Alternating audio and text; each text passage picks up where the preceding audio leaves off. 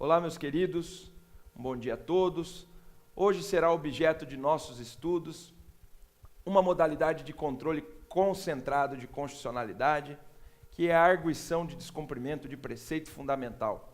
Uma modalidade já prevista na Constituição Federal de 88, mas regulamentada pela Lei 9882 de 1999.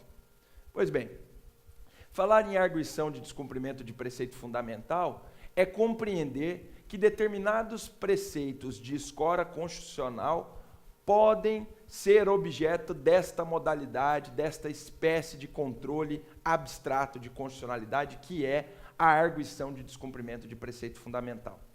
Para que nós compreendamos o que é a arguição de descumprimento de preceito fundamental, é necessário, antes de mais nada, que nós entendamos a amplitude do termo preceito constitucional. Preceito fundamental. E vejam vocês, falar em preceito fundamental não é falar em qualquer preceito de ordem constitucional, mas de um preceito ou de um conjunto de preceitos que foram alocados em uma categoria máxima dentro da própria Constituição. São preceitos, portanto, que possuem ou que são dignos de uma tutela distinta, uma vez que, tendo escora constitucional, são alocados em um nível superior, uma vez que, por consequência, são aqueles preceitos que norteiam a atuação do Estado, ou que dão a característica essencial do Estado, ou dizem respeito, em última análise, a direitos consagrados às pessoas. Então, quando eu falo em preceito fundamental, eu preciso entender que nessa categoria se incluem aí os fundamentos da República, o Estado democrático de direito, a forma federativa de Estado, o pluralismo político, a dignidade da pessoa humana, direitos e garantias fundamentais, os direitos sociais, valores sociais do trabalho e da livre iniciativa, e além desses todos, as cláusulas pétreas. Vejam, portanto, que esses preceitos são dignos de uma tutela diferenciada, possibilitando o ajuizamento da chamada ação de arguição de descumprimento de preceito fundamental. Pois bem, se porventura constatar-se na prática que algum ato emanado do poder público afronta algum desses preceitos, é cabível invariavelmente a arguição de descumprimento de preceito fundamental.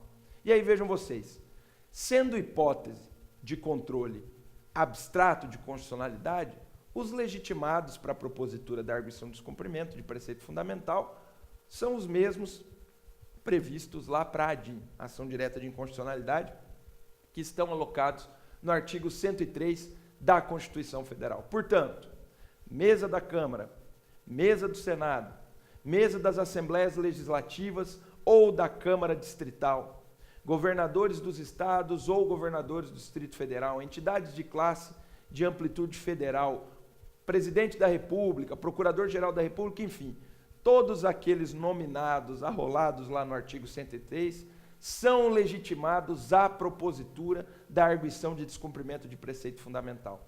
Lembrando que o artigo 103, em que pese não fazer menção expressa, secciona os chamados legitimados universais, ou seja, aqueles que em qualquer circunstância em que houver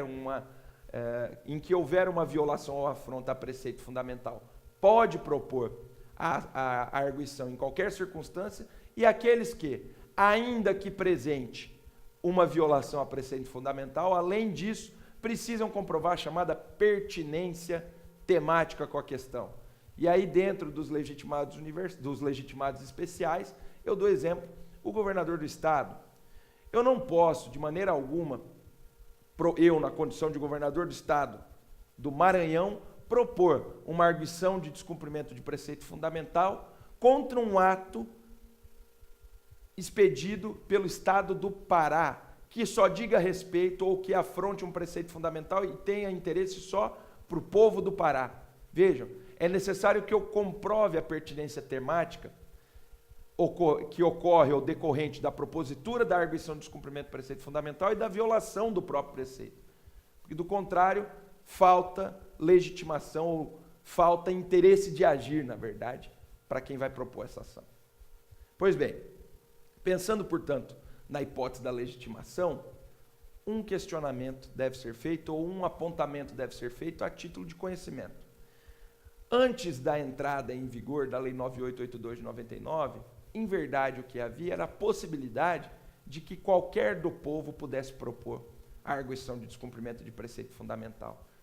E esse dispositivo foi vetado pelo presidente da República à época, de tal modo que, antes, ou se não houvesse esse veto presidencial, qualquer membro da comunidade, qualquer cidadão poderia ajuizar a arguição de descumprimento de preceito fundamental, inaugurando-se, portanto, com essa hipótese, uma situação em que qualquer do povo poderia ensejar ou deflagrar um controle abstrato de constitucionalidade perante o Supremo Tribunal Federal. Contudo, essa proposta, esse dispositivo, esse trecho foi vetado e hoje essa possibilidade não há, o que é uma pena, sobretudo se concebido que a arguição de descumprimento de preceito fundamental, ela teve origem na República da Baviera, em 1808, e, portanto, hoje a atual Alemanha, e foi incorporada para o Brasil justamente com as mesmas pretensões que lá haviam. No entanto, no Reino da Baviera, lá na Alemanha, há a possibilidade de que qualquer do povo proponha essa medida, controlando em abstrato a constitucionalidade de atos emanados pelo poder público. No Brasil, essa possibilidade não há, em razão de um veto presidencial que obstou essa possibilidade. E aí vejam vocês que vozes ecoam de todos os lados, sobretudo da doutrina, alguns inclusive sustentando a inconstitucionalidade desse dispositivo por falta de regulamentação, de tal modo que o que deveria ser feito era se atribuir interpretação conforme a Constituição, possibilitando que qualquer do povo fosse legitimado a propor a arguição de descumprimento de preceito fundamental. Os argumentos são muitos, mas não é ou passa longe de ser corrente majoritária. E a minha função aqui, por óbvio, é abordar as duas, mostrando aquela que tem maior receptividade pela doutrina, pelos tribunais, e aquela corrente que, de fato, foi melhor acolhida, é a de que qualquer do povo não pode ajuizar uma arguição, não pode arguir o descumprimento de preceito fundamental. Pois bem, compreendendo, portanto, que os legitimados são os mesmos do artigo 103 da Constituição, compreendendo que há necessidade de comprovação de pertinência temática quando os legitimados forem especiais e que não há essa exigência quando os legitimados forem universais, eu preciso entender qual o espectro de abrangência da arguição de descumprimento de preceito fundamental. E vejam vocês que a característica que ressalta ou que de fato distingue a ADPF é o seu caráter subsidiário. Vejam, portanto, que a ADPF ela vem justamente para suprir uma lacuna existente em razão da rigidez atribuída às possibilidades de ajuizamento da ação direta de inconstitucionalidade. Quando não couber a ação direta de inconstitucionalidade, seja por ação ou por omissão, e ainda assim havendo afronta a um preceito fundamental, cabe a propositura da arguição de descumprimento de preceito fundamental. Vejam, pois, que o inverso também é verdadeiro. Só caberá a DPF caso a inconstitucionalidade constatada não seja controlável por ADIM, por ação direta de inconstitucionalidade. Então, a nota distintiva da ADPF é justamente essa subsidiariedade. E aí, se vocês bem se lembram, como eu disse em sala de aula, determinados atos normativos, determinados atos emanados do poder público não podem ser objeto de ação direta de inconstitucionalidade. E o exemplo que eu dei em sala de aula foi justamente o exemplo das leis municipais, que só poderão ser objeto de controle concentrado de constitucionalidade quando a Constituição do Estado prever essa possibilidade, ou do contrário, essa norma municipal só seria controlável, só teria sua constitucionalidade controlada por via de recurso extraordinário, ou seja, por via difusa. Vejam, portanto, que a ADPF é a possibilidade de se controlar de modo concentrado uma lei municipal, uma vez que, se essa lei afronta preceito fundamental e o simples fato dela não poder ser impugnada via ação direta de inconstitucionalidade, abre-se a possibilidade de que alguém ajuize uma ADPF com vistas ao controle desse ato normativo municipal emanado pelo Poder Municipal.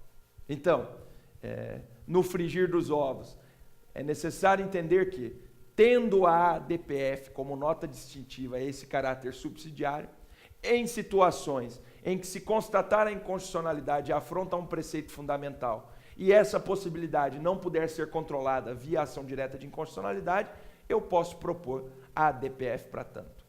E aí, vejam vocês que os exemplos são muitos.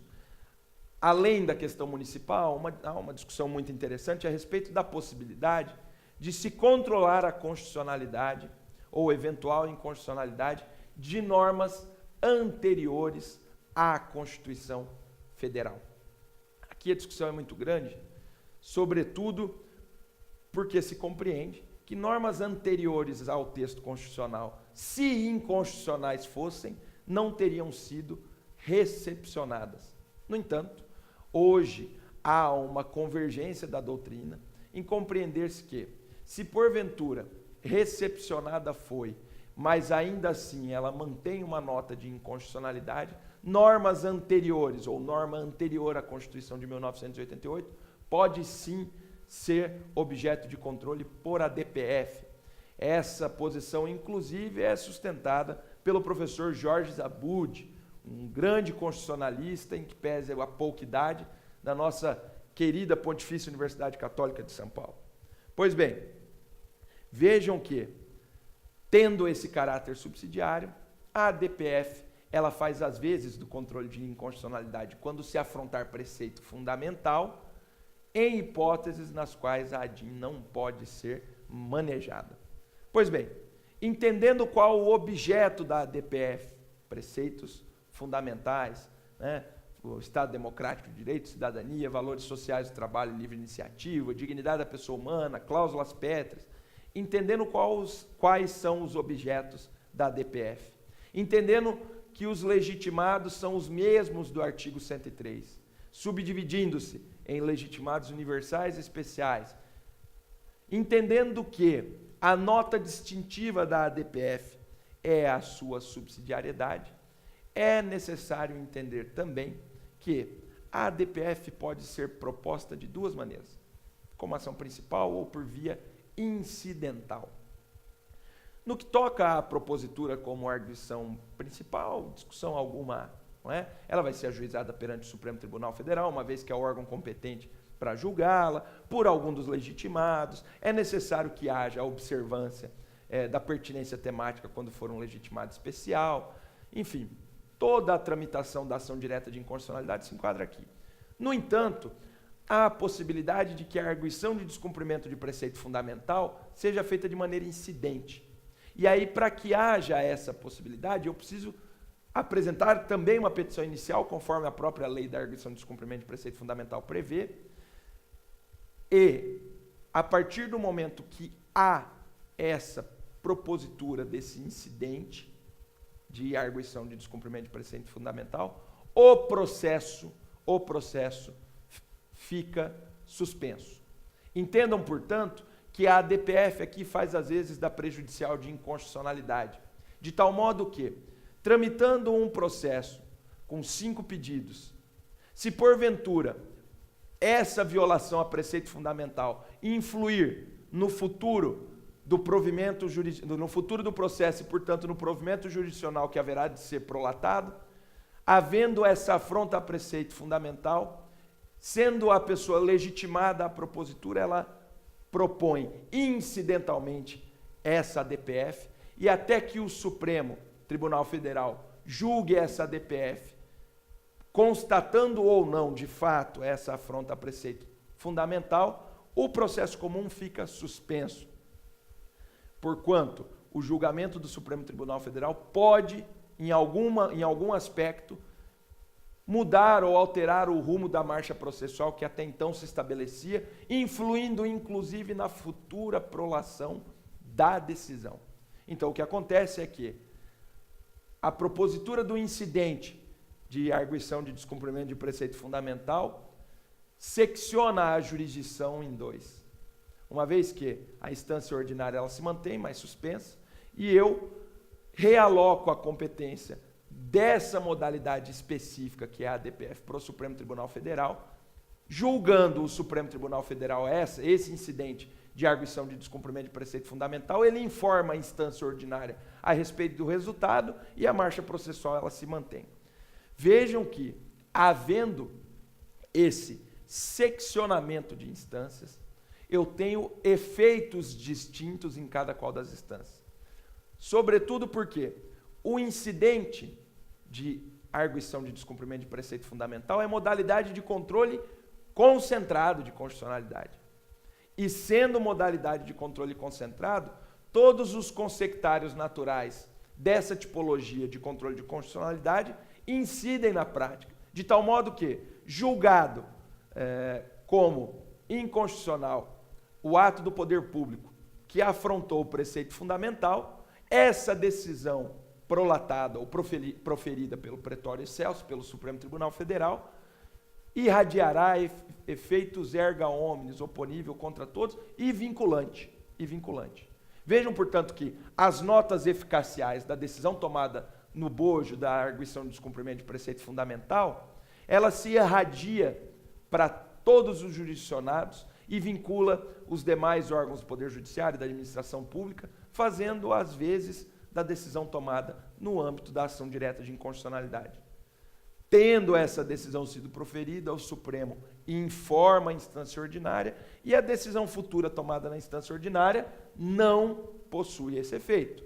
Uma vez que, quando eu falo de arguição de descumprimento de preceito fundamental, nada obstante alguns doutrinadores tratarem como procedimento misto, eu tenho, em verdade, um processo objetivo constitucional. A instância ordinária, o processo que tramita perante a instância ordinária, não tem essa nota distintiva, sendo considerado processo subjetivo, de tal modo que a decisão tomada no seio do processo que tramita perante a instância ordinária afetará tão somente as partes que litigam, fará coisa julgada nos termos próprios do processo comum, diferente do processo constitucional. A decisão no âmbito da instância ordinária não possui eficácia erga omnes, tampouco vinculante. Vejam, portanto, que, havendo a propositura ou sendo suscitado o incidente de arguição de descumprimento de preceito fundamental, eu tenho parte da matéria que está sendo discutida no processo comum alocada ao Supremo Tribunal Federal, que, conhecendo ou não dessa inconstitucionalidade, informará a instância ordinária para, posteriormente, a própria instância ordinária julgar. A decisão tomada no seio do Supremo Tribunal Federal tem as notas próprias do controle de constitucionalidade de maneira abstrata, eficácia vinculante erga omnes.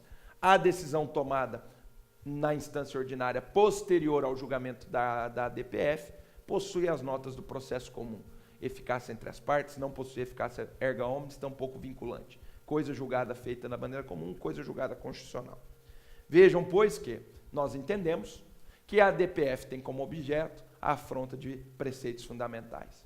Entendemos quem são os legitimados e entendemos que ela pode ser proposta tanto de maneira principal, provocando-se diretamente o Supremo Tribunal Federal, ou de maneira incidental, sempre pelos seus legitimados, lá do artigo 103. E entendemos ainda que a nota distintiva da ADPF é a sua subsidiariedade. E aí, para que nós encerremos as nossas discussões, é interessante que nós lembremos que, havendo essa nota da subsidiariedade que caracteriza a ADPF, uma outra discussão surge.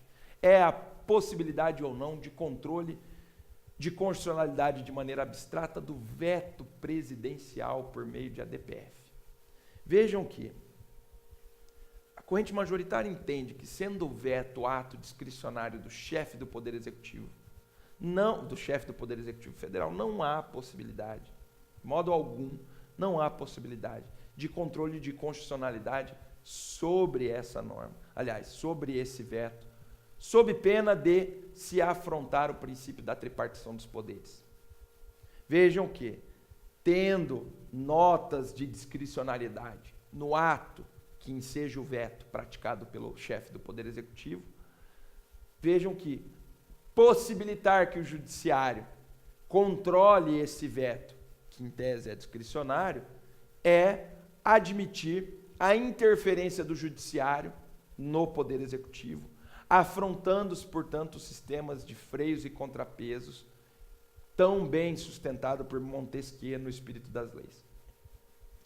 Vejam, no entanto, que há uma corrente minoritária que sustenta que o veto presidencial pode sim ser objeto de controle da arguição de descumprimento de preceito fundamental. Sobretudo porque o chefe do Poder Executivo não pratica um ato puramente discricionário ou puramente potestativo.